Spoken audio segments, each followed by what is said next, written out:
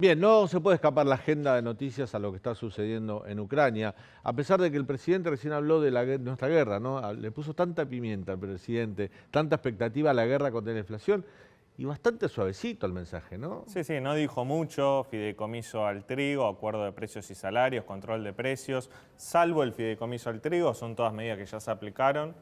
Ya existió alguna Junta Nacional de Granos en algún momento también, Sí, digamos. también, Es más también. de lo mismo Gran esto, parte ¿no? del mensaje fue un relato Sí, justificando los fracasos de la gestión, hablando del FMI, hablando del gobierno anterior, hablando de la guerra en Ucrania, claro. como si fuera un comentarista de la realidad, ¿no? Bueno, raro el mensaje del presidente Alberto Fernández. Lo vamos a analizar estas medidas económicas con Andrés Boreste en el segundo bloque. Así Así que es. quédate que vamos a ver si pueden llegar a tener resultados o no. Pero ahora nos vamos a meter en el otro tema. El presidente dijo que todo es culpa de lo que está pasando en Ucrania con la invasión de Rusia. Se cumple el día 23. Tenemos dos analistas internacionales. Casualmente son padre e hijo, uno mejor que el otro. Es Andrés Servín, que está a mi izquierda, Muchas gracias por la invitación. y a su izquierda Andrei Servín, Sí. su hijo. Y una gran alegría poder estar por primera vez en un programa de televisión juntos. Bueno que estén con nosotros. La verdad que los admiramos mucho, sobre todo a tu viejo, por ahí tiene años de esto y lo hemos leído mucho y lo admiramos bastante. Bueno, primera pregunta. Hoy hablaron Joe Biden y Xi Jinping, hablaron por teléfono. Según lo que comunicó la Casa Blanca, fue una charla sustantiva donde Biden le pasó facturas o le anticipó a Xi Jinping. Dice, no se metan con apoyo a Rusia porque puede complicar la cosa. Xi Jinping le dijo que marcó su disconformidad por el apoyo que le está dando a Ucrania, a Estados Unidos y Occidente. O sea, no hubo ningún avance en esa charla. Personalmente creo que no hubo ningún avance.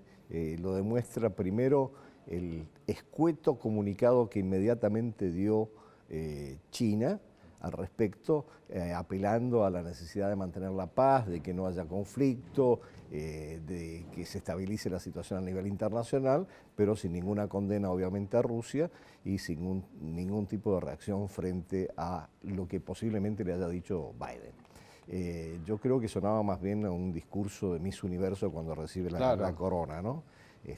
Por la paz mundial. Por otro lado, más tarde empezaron a salir comunicados de la Casa Blanca, y los comunicados de la Casa Blanca enfatizaron lo que todos estábamos esperando, la amenaza de las sanciones a China si apoyaba a Rusia, la necesidad de que en todo caso tuvieran un rol positivo en cualquier avance en la situación de las negociaciones. Yo creo que inclusive el mensaje subliminal más fuerte fue tratar de descalificar a China como un posible mediador en la situación entre Ucrania y Rusia, ¿no? Eso es lo que me sonó de los comunicados que he visto, porque ha habido varios, ¿no? Y contrasta con algo que no sucedió. Pero China tomó partido en el diálogo. Cuando Xi Jinping le dice, son demasiados duras las sanciones económicas que Estados Unidos y Occidente le están aplicando a Rusia, está tomando partido por su amigo. No, desde luego. Putin, ¿no? No, yo iba a reforzarlo esto además con una cosa que no sucedió ahí, sino que sucedió en otro momento, en una entrevista en el marco de la Unión Europea a uno de los altos representantes de China, fue muy enfático en criticar a la OTAN por lo que había hecho. Entonces, estas cosas se van articulando, es decir, China no es que tenga un discurso aislado, una cosa es lo que dice Xi, otra cosa es lo que dicen sus representantes. Entonces, yo creo que en última instancia no se avanzó mucho, yo creo que había una sobreexpectativa por parte de Estados Unidos de que a través, no sé si de la amenaza o de la presión, China pudiera tomar una posición distinta. Lo cierto que sí, también China ha marcado muy claramente que no va a ayudar militarmente a Rusia, y eso era una preocupación. Es una preocupación. Sí. Andrei, antes de dejarle a Leandro, que es nuestro especialista, te pregunto, Joe Biden, Estados Unidos, incrementó su actividad, se involucró mucho más en el conflicto de los últimos 7 días, a partir del asesinato de 2 periodistas, a partir de algunos hechos que sucedieron, incluso a partir del discurso que dio Zelensky en el Capitolio, que le metió mucha presión desde la oposición republicana. Bueno, hay un aspecto en el que ha sido clave el involucramiento norteamericano y que se ha visto acelerado en los últimos días, que tiene que ver con la provisión de armas para las fuerzas ucranianas, ¿no?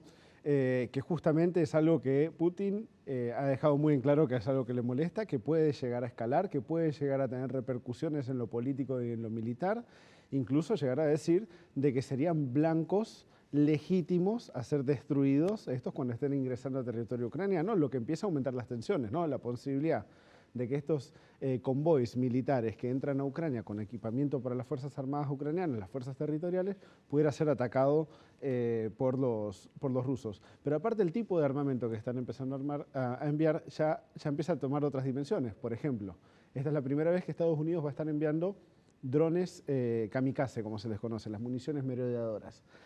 Ya que le estén dando drones es un paso adelante, y que le estén dando este tipo de drones en particular con una capacidad ofensiva real de poder destruir vehículos blindados rusos, también es subir un poco más la apuesta. Bien. 20 días antes de la guerra, el 4 de febrero, hubo una declaración conjunta de China y Rusia con motivo de los Juegos Olímpicos. Sacaron esa declaración en la cual, bueno, criticaron la expansión de la OTAN hacia el este, pero también la injerencia de Estados Unidos en el Indo-Pacífico. Y desde ese entonces hasta hoy se vio como una especie de ambigüedad de China en este conflicto, ¿no? Sin jugársela por un lado y por el otro. ¿A qué adjudican esa ambigüedad? ¿A no querer deteriorar la relación de China con Occidente? ¿A que China teme de que este conflicto afecte a la economía global y por tanto su propia economía? Yo creo que ahí hay varios elementos por los cuales China reacciona con cautela. Primero, China no quiere verse involucrada en un conflicto armado, eso está muy claro, además no tiene experiencia, no tiene un historial de conflicto armado con algunas situaciones muy específicas, pero yo creo que fundamentalmente lo que China está esperando y está aprovechando es que las sanciones económicas y la convulsión que está produciendo en la economía internacional tarde o temprano beneficie su propia aspiración de desarrollar esa llamada globalización con características chinas. Y esto lo digo por lo siguiente, no por lo que estamos viendo en lo inmediato, sino por lo que se está moviendo detrás. Y lo que se está moviendo detrás son algunas noticias que aquí no percibimos muchas veces en Occidente. Por ejemplo, la Unión Económica Eurasiática, constituida por 5 países encabezados por Rusia, ex repúblicas soviéticas, y China han acordado la creación de un espacio financiero propio desdolarizado, un elemento muy importante. El otro componente es que China ayer declaró que era fundamental que la Organización de Cooperación de Shanghái, que agrupa además a la India, a Irán, a Pakistán, tenga un papel mucho más determinante en la articulación de la economía de Eurasia. Entonces, China está redefiniendo un espacio eurasiático más allá de haberse posicionado en las instituciones financieras occidentales y en ese sentido está promoviendo esta idea de, bueno, nosotros en todo caso podemos estar en una zona con dinámicas propias, características propias y posiblemente sin la necesidad de utilizar el dólar. Y refuerzo esto último con 2 elementos más, donde no está solamente China. La Arabia Saudita está dispuesta a recibir yuanes por el petróleo que le envía China. Y la India está dispuesta a recibir rublos por lo que reciba, lo que envíe a Rusia. Entonces, estamos viendo una situación en donde hay un esfuerzo de los países euroasiáticos en conjunto, inclusive aquellos que tienen situaciones de tensión como China y la India.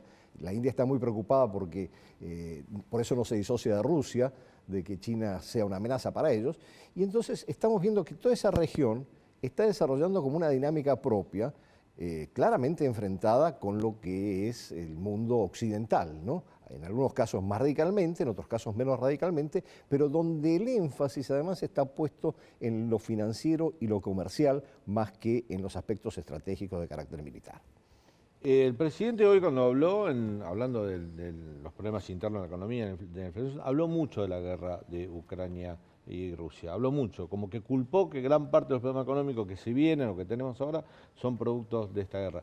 ¿Ya llegó esa repercusión a la Argentina? Pues, o todavía, porque esto empezó el 24 de febrero, invadió Putin a Ucrania. Digo, para acusarlo de la inflación o para acusar de la disparada de precios internos me parece un poco prematuro, pero a lo mejor tiene razón, pregunto. Yo arrancaría con el primer dato, ¿no? Salió el dato de la inflación en el mes de febrero, 4,7%. Muchos se apuraron en apuntar a Ucrania como Hay un comunicado del Ministerio de Hacienda que sí, decía y eso. tenemos que tener en cuenta que fueron 3 días de febrero que tuvimos de guerra y en verdad la mayoría de la guerra ha transcurrido en marzo. O sea, claramente hay una contradicción ahí. Yo creo que a pesar de que hoy en día sentimos de que la guerra viene hace rato, ¿no? Ha obtenido tanto de nuestra atención que pareciera que ya llevamos meses con este conflicto. es una guerra que empezó hace muy poco, es muy reciente, todavía queda mucho por delante, todavía pueden pasar muchísimas cosas. Creo que el impacto acá todavía no lo estamos viendo del todo, lo que no significa que no lo vayamos a ver. Creo que hay otros países que están viendo un poco más de cerca el peligro que tiene en términos de sus economías, como lo que está pasando en el continente africano y la provisión de trigo proveniente de Rusia y de Ucrania. Ahí ellos yo creo que van a ser los primeros en empezar a ver las repercusiones de esta guerra antes que nosotros. ¿Y los países europeos que necesitan del gas ruso? Y los países europeos que necesitan del gas ruso tienen que empezar, están empezando o han ya salido a buscar sus alternativas, que son más caras, son menos convenientes. Pero también eso, me parece que lo que vamos a ver también es una discusión sobre cómo se terminan estableciendo las prioridades en materia de políticas energéticas para que no terminen entrando en contradicción con los intereses nacionales y geopolíticos de un país, porque me parece que en ese sentido Alemania ha sido ejemplar, ¿no? La desconexión con la energía nuclear llevó a una sobredependencia sobre la energía rusa y entonces un compromiso comprometió a su propia capacidad de toma de decisiones en el ámbito geopolítico por esa decisión de política doméstica, ¿no? Entonces está costando caro. Está costando caro y creo que eso lo que hace es que va a traer, de nuevamente pone sobre la mesa la discusión sobre los tipos de energía y no solo pensarlo en términos del impacto medioambiental, de las políticas domésticas, del precio de esa energía, sino también en qué implica geopolíticamente tomar este tipo de decisiones, ¿no? Leandro insistía el otro día, que él hace unos análisis muy buenos sobre la situación bélica de Ucrania, y decía que para que se involucren los países de la OTAN, digamos, militarmente, digamos, se comprometa o activamente, se podía dar a través de un accidente, que es decir, que alguna de las bombas, algunos de los misiles que tira Rusia sobre los pueblos fronterizos de Ucrania, que lindan con Polonia, con Hungría, que son los países que están más cerca, caigan del lado de estos y bueno, ahí están atacando un país de la OTAN, aunque sea por accidente. ¿Esto qué podría generar? Bueno, ese es justamente el tema por el cual muy claramente Estados Unidos plantea no involucrarse directamente en la situación en Ucrania y no intervenir militarmente en forma directa, porque eso podría generar un conflicto mayor, una escalada, un conflicto global y eventualmente inclusive al uso de armas nucleares. Entonces, hay toda una razón por la cual no han aceptado esta presión permanente de Zelensky de crear la zona no-fly zone, en el sentido de que no vuelen aviones rusos, ni ningún tipo de aviones en el espacio aéreo ucraniano. Es por eso que también están pendientes de cuáles son los movimientos en torno a las, y han acumulado fuerzas en torno a los movimientos que se están produciendo en las fronteras por parte de Rusia y la respuesta que se ha dado en la OTAN en ese sentido. Y yo creo que sí, ahí hay una gran preocupación con respecto a que alguna chispa pueda hacer saltar a alguna situación que no está dentro de las expectativas inclusive yo diría, de ambas partes. Pero yo creo que el especialista en esos temas es Andrei, así que yo le cedo la palabra por el tema militar porque yo sé que eso lo maneja. Yo haría una acotación en ese sentido que me parece que es importante. En la última semana ya han habido 3 instancias en las cuales drones, que no se sabe si son rusos o ucranianos, han terminado sobrevolando Hungría, Bulgaria y Croacia. Uno de ellos, las autoridades croatas dicen que tenía una ojiva, o sea, que estaba armado el activo. Dron. Entonces, las otras 2 instancias fueron un dron pequeño que cruzó el espacio aéreo. El primer incidente, un dron que durante 1 hora sobrevoló espacio aéreo de esos 3 países hasta que se estrelló en un pueblo en Croacia, lo cual también generó un montón de dudas sobre, bueno, hay un conflicto armado ocurriendo en Ucrania y estos 3 países no lograron interceptar una aeronave, reaccionar ante lo que en el radar parece una aeronave. Entonces, el riesgo de que una munición de algún tipo impacte sobre alguno de estos países es grande. Ahora, ahí después hay que ver la dimensión del incidente, a ver cómo eso impacta sobre la discusión pública y si empiezan a haber sectores que empiezan a decir... Había un anticipo que dio Joe Biden, por no decir una amenaza, de que si eso pasaba... Sí, si era atacado un país de la OTAN, él iba a responder. Él iba a responder. Sí, esto lo dijo el presidente de Estados Unidos. Eso ya sería la Tercera Guerra Mundial, digamos, porque de alguna manera la participación de Estados Unidos o de otros países de Europa en este conflicto ya sería una guerra multinacional, por no decir la guerra mundial.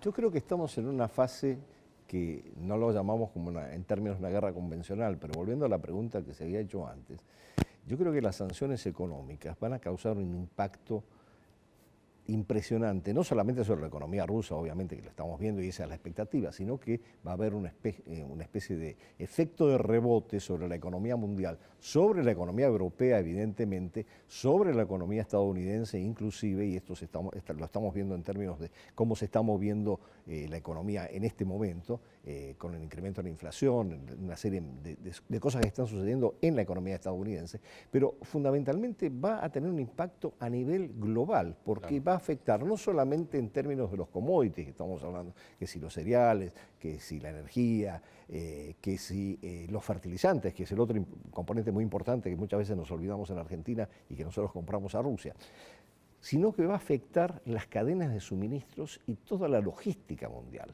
Hay un problema en este momento con los puertos, qué es lo que llega, qué es lo que sale, cómo se aprovechan o no las cadenas de suministro establecidas. Y yo creo que esa, y eso vuelvo al otro punto que se había levantado aquí, ese es uno de los temas de preocupación de China, porque China, sin una cadena de suministros que funcione eficientemente, va a ver muy seriamente afectada su economía. Y esto a pocos meses del próximo Congreso del Partido Comunista, que tiene que revalidar un tercer mandato de Xi Jinping como mandatario de China. Andrés, hoy en Rusia Vladimir Putin hizo un acto en un estadio de fútbol masivo, 100.000 personas más o menos, recordando, festejando los 8 años de la anexión de Crimea.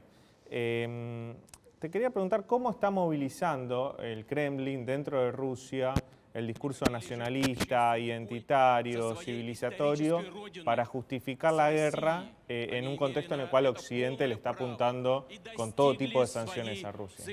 Bueno, hay una narrativa muy fuerte de carácter etnonacionalista que está sacando a relucir Putin. Lo del acto hoy fue muy evidente, la apelación al patriotismo, al nacionalismo. Pero yo creo que está surtiendo efectos. De hecho, yo creo que hay una encuesta que muestra que hay unos puntos más en la popularidad de Putin a raíz de lo que ha venido pasando con la invasión a Ucrania. Pero creo que lo importante de ver es que esto no engloba a toda la población rusa.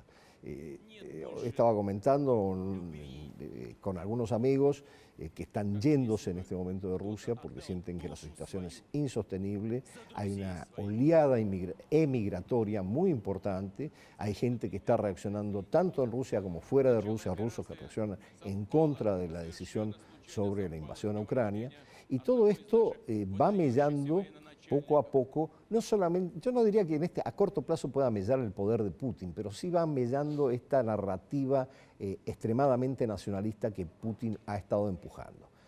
¿Cuánto puede ser acotada en algún momento? Yo creo que eso no va a depender tanto de la sociedad civil, ni de esta clase media que ha surgido, ni de los oligarcas tradicionales rusos, sino más bien yo creo que ahí puede haber en algún momento alguna respuesta de los militares, que son justamente el núcleo de este ultranacionalismo ruso, ¿no? Ahora, se contraponen dos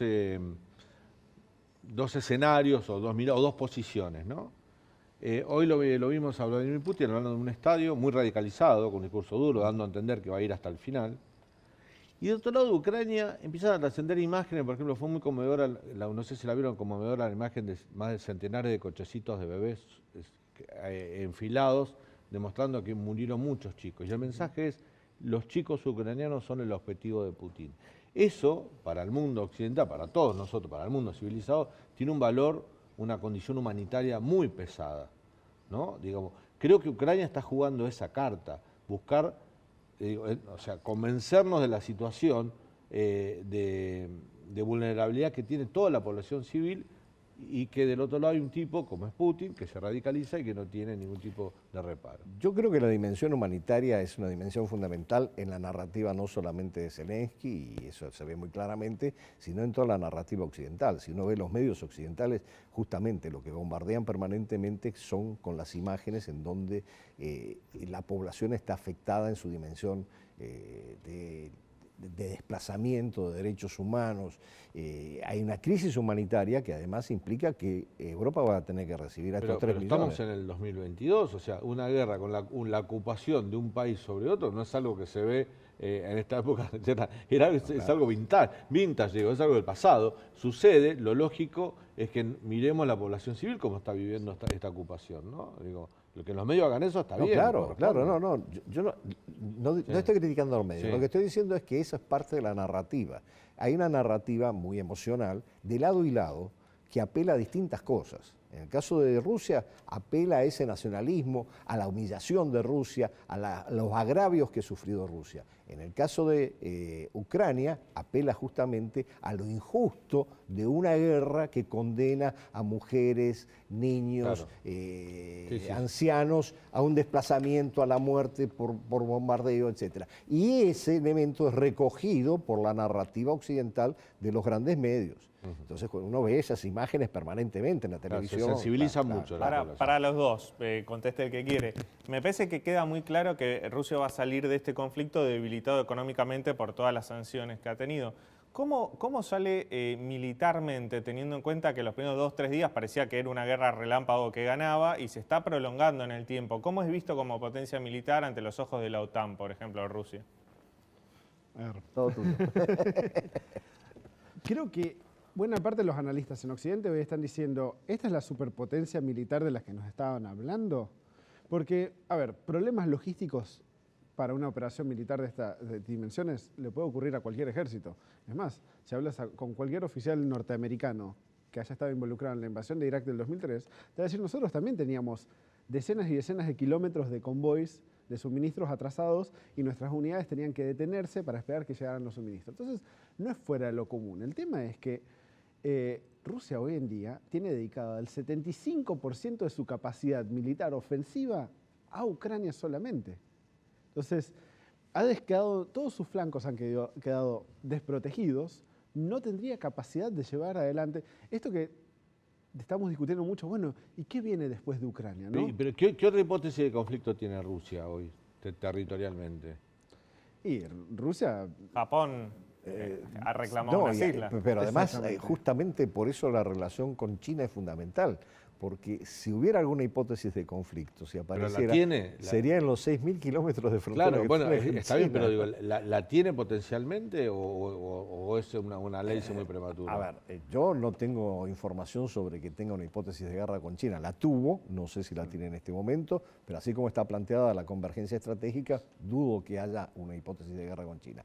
Pero sí hay una tensión latente y un cierto recelo que no sabemos hacia dónde puede llevar. Lo cierto es que en este momento no puede tampoco orientarse a mirar a un potencial conflicto con China cuando todas sus fuerzas están concentradas en Ucrania. Y voy a decir otra cosa que me parece importante desde un punto de vista más global. Esto va en provecho de China, porque mientras que Estados Unidos, la OTAN, la Unión Europea, Rusia están concentrados en el tema de Ucrania, China está reforzando su posición en el Indo-Pacífico y preparada eventualmente para... Nosotros siempre hemos planteado que el epicentro de un conflicto hace unos meses iba a ser el Indo-Pacífico. Saltó en Ucrania, pero el Indo-Pacífico, no nos olvidemos, es ahí donde está produciéndose el mayor roce desde el punto de vista de las tensiones militares entre Estados Unidos y sus aliados y China está muy preocupada por ese espacio. La última te la dejo a Leandro. Sí, la última. En 8 meses hay elecciones de medio término en Estados Unidos. Los demócratas, o por lo menos Biden, está siendo desaprobado en las encuestas, 42% de aprobación, 52% de desaprobación. Ha sido muy duro con Putin, ha dicho que es un criminal de guerra. ¿A Biden le conviene que este conflicto termine rápido o que se prolongue un poco en el tiempo especulando políticamente? Yo creo que a Biden no le conviene, pero no por la discusión en torno a la política exterior norteamericana sobre el conflicto en Ucrania. No le conviene por las repercusiones económicas que tiene el conflicto sobre la economía norteamericana, ¿no? Porque al fin y al cabo lo que más va a impactar en el resultado electoral de las midterms va a ser cómo está la economía, cómo está la inflación, cómo se sienten los norteamericanos y cómo se siente el bolsillo norteamericano. Y las discusiones de política exterior creo que van a terminar siendo secundarios como lo suelen ser en estas disputas casos, claro. en Estados Unidos y en buena parte del mundo, ¿no? La política doméstica siempre termina ganando en estas discusiones protagonismo. Bueno, la verdad que es un placer tenerlos los dos en el programa. No, muchas para gracias. analizar esto. Gracias. Están siendo muy consultados, ¿no? Últimamente por el producto Y de ha esta estado un guerra. poquito agitado. Un poquito esto, agitado. sí, sí. Yo tengo una para despedirnos que tiene que ver yo te la hice el otro día cuando viniste, Andrés, esta pregunta, a lo mejor cambió algo. La posición, ¿cómo queda Argentina ante la mirada del mundo occidental después de haber tenido ese gesto que tuvo Alberto con Putin? Está bien que en la ONU votamos condenando la invasión, no es menor, pero el gesto de Alberto fue muy... Yo te voy a contestar una condescendiente, pregunta y perdóname la crudeza. ¿A alguien le preocupa cómo queda la Argentina en el sistema internacional? ¿no? A los argentinos. A los argentinos, Sí, pero por fuera eso. ¿a alguien le preocupa? No, a nadie, pero... nadie. Entonces, bueno, desde el punto de vista de... Pero en algún momento, cuando digan, a ver qué pasa con este país, ahí va a saltar esa reunión de Alberto cuando dijo, venía a Latinoamérica, entrá por Argentina. Nos salvó un poquito Bolsonaro, ¿no? Que fue Claro. después. Sí. Nos salvó Bolsonaro. Sí, ¿no? sí. Y hay ejemplares en América Latina que dicen cosas peores y a veces se olvidan. Y pensemos solamente, y esta es la última perlita que voy a tirar y no voy a analizarla en detalle, pensemos en cómo priman los intereses de los estados que Estados Unidos, después de toda la laraca con el régimen de Maduro y el apoyo a Guaidó, manda a sus enviados a conversar con Maduro. Period. Lo dejo ahí.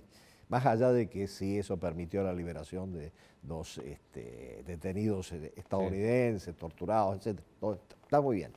Pero aquí también hay un punto que tiene que ver con el petróleo y los intereses de Estados Unidos, Claro. evidentemente.